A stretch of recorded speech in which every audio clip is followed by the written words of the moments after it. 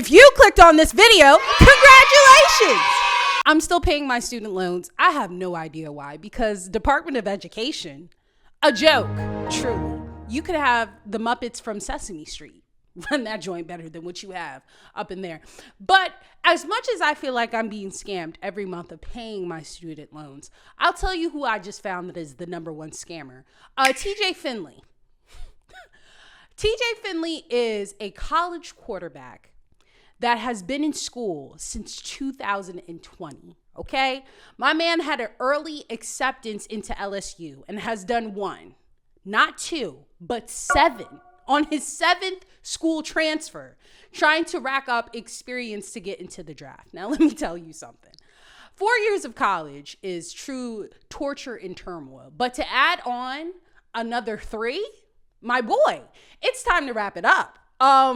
And he's just like really racking up student loan debt, I guess, unless he's like, he can't be that good if you transfer into 7 schools, but he's racking up some type of debt, transferring here and there to every school to get more credibility to somewhat maybe get into the draft. And I don't know if he's being smart or if he's dumb, or maybe a little bit of both, right? It could be both. It could be both. But I'm really concerned for his parents. I'm concerned for anybody in his circle, because it's like nobody's saying like, hey, it's time to talk, you know? Sometimes we have dreams and aspirations, but we got to know our strengths and weaknesses. Also, you've been waking up to go to class, to practice at this time for 7 years. Eating dorm room food, being around people who have their master's degree. Like, your friends have kids and you're still like going to school, like wearing the jersey, being around people who are 18 vaping, and you have like a credit score. You're old enough to like get a rental. That's not weird. That's not weird. TJ, welcome back to your YouTube channel, guys. Thank you guys so much for coming back. So I have a new fixation that I found on Apple TV. Now, Severance is my girl, okay? And if you haven't watched it, what is wrong with you? Yeah. You want to talk about something that's talented, brilliant, palatable, incredible, very amazing, divine taste of a show. Spectacular, that is my show, but same. It's on hiatus. They're cooking in the stew, and please take your time. No pressure, no pressure. But there's a new show that came out on Apple TV. It's called Pluribus. Am I saying that right? Pluribus. That sounds right, even though they have a 1 in replacement of the L. See, quirky. And you know what I also like about Apple TV? They don't be saying nothing in promotion regarding these TV shows, okay? They show up prepared and ready, and they said, here you go, you're welcome, and then disappear into the shadows and let the art speak for itself. I saw a trailer for this show and I was very intrigued, because it's definitely like sci-fi, but a new twist. It's from the same creator who made Breaking Bad, so you already have my trust on that. And I'm on the 7th episode. I think it's almost done, its first season. But this show really scratches my brain in all the right ways. It's essentially an alien virus that has invaded the entire world, where people are a conglomerate as one, as we, but it excludes certain people that are immune to such said virus and are not part of the hive mentality, and they're trying to figure out why. The main character, for the most part, her name is Carol. And my baby Carol said, y'all ain't finna fool me. Something is wrong with y'all, because everybody else is like, we live in harmony, right? Until the what? Fire Nation attacked. And she's like, you know what? I'm gonna be like Aang and the Air Nomads, minding my business, boy an iceberg, because I don't trust none of y'all. See? Carol is one of the 7 people that are immune. She is like tinfoil hat on, conspiracy theorist, because she's trying to figure out, how did this come about? Why is everybody else cool, calm, and collective about it? And why are you trying to come up with a concoction to make sure that I can join into the plan? Now, I have a couple of theories. I feel like it's a little bit of a psychological drama, as well as the fact that the virus itself may be pertaining to Carol. Maybe she's the one directing the hive mentality and she doesn't know it, because in one of the characters is actually mirrored by, she's an author and she writes like romance fantasy novel books that she doesn't even believe in herself. I just love it. Like, it's like top tier, like your most white girl trash, romance, dirty, filth drama. And she's just like, it's child's play. I just get the check and go. But they did, one of the people that they infected, they essentially created like a character that mimics like her character in the book. So I feel like they're on to her. I feel like she's deeply connected in a different way.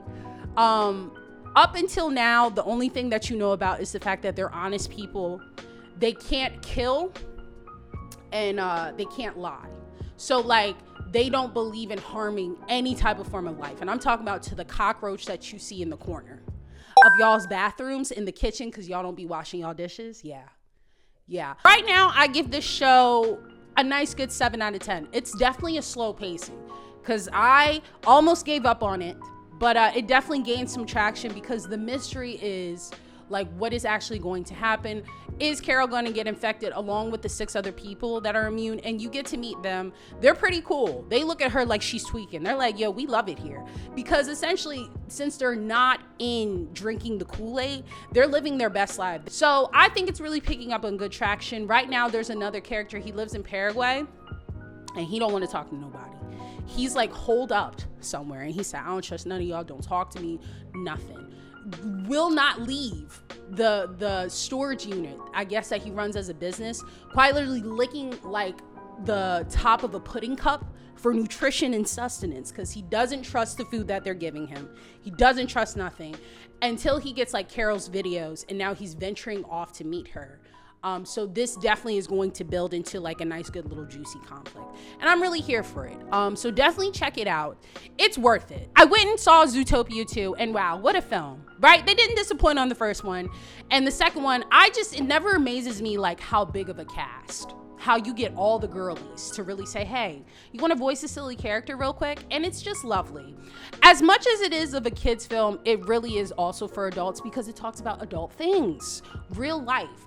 And you know what my gripe is?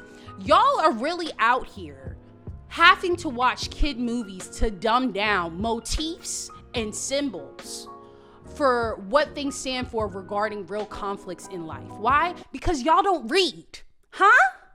Right? Like Sinners. That whole controversy with Sinners of people saying, well, I didn't understand this part and I didn't see this part. And it's like, y'all don't understand context clues? Reading comprehension. And the same thing with Zootopia. If you did not get it, I'm very much concerned from you. I need you to get Leaping Frog. And if you don't know what that is, that shows my age. But sometimes it's okay to be held back. Agreed. Nobody will never know if you don't say nothing. But some of y'all had to be held back. It should have happened. Why? Because it doesn't make any sense how a children's movie can blatantly talk about societal issues, talking about the real things that are happening right now in front of your face with animals and animation, and you just lost in the sauce and you think it's a dumb kids movie. Oh, baby. I tell you, that brain rot is real. Shout out to Pixar and just shout out to the writers in the room. They're doing a great job of just really depicting racism, marginalized group, discrimination, capitalism, exploitation. I could not have asked for a better film. Made me laugh, definitely had the giggles, but also I was like, I see you. I see you. And the third one, it has to be about birds. I don't know what we're gonna do up in the sky, but I'm here for it. Speaking of the sky, your girl went and saw Avatar Fire and Ash. I have a confession. I did not get through the first film. Didn't even attempt for the second one. I tried to watch Avatar 3 times. And each time I fell asleep with my mouth open. I said, this is not for me. And I accepted it. I accepted my fate.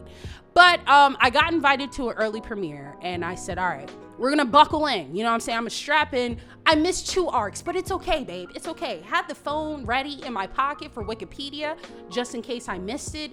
Drank any drink, and I was sad. And this is what I'm going to say, right? I was a little bit wrong about Avatar. I was a little bit wrong, okay? It is visually stunning. Visually amazing, and I can understand why the girls were tweaking when it first came out of its kind as a real 3D movie IMAX experience. Yeah, they ate, and they're still eating. Mind you, the budget is like something $1 billion, so it had no choice, to be quite honest with you, because if we wasn't making the money back, I guess y'all had to commit fraud. I don't know. It's a lot on the line.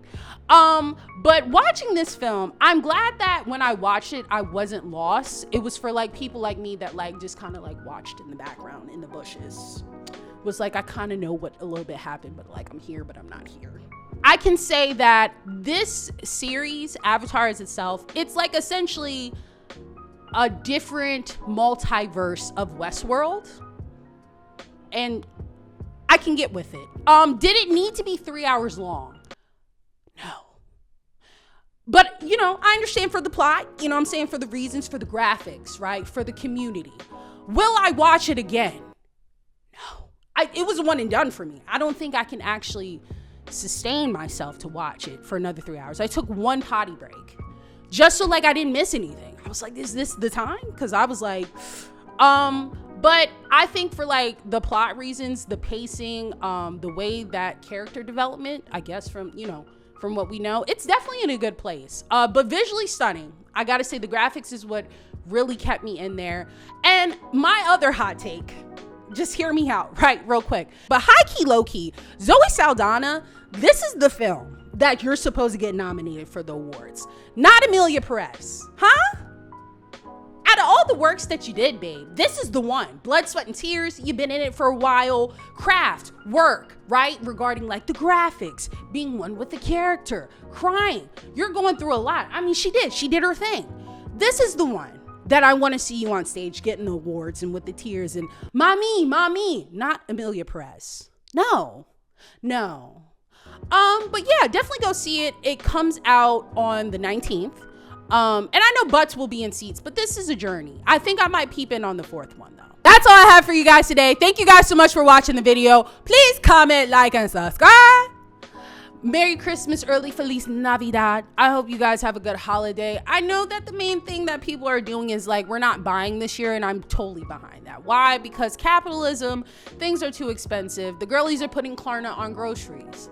But definitely like realize like the holidays, if you celebrate holidays, if you can enjoy holidays, is with people who you like. And that necessarily doesn't have to be family. See? Ohana means family, and family does not get left behind.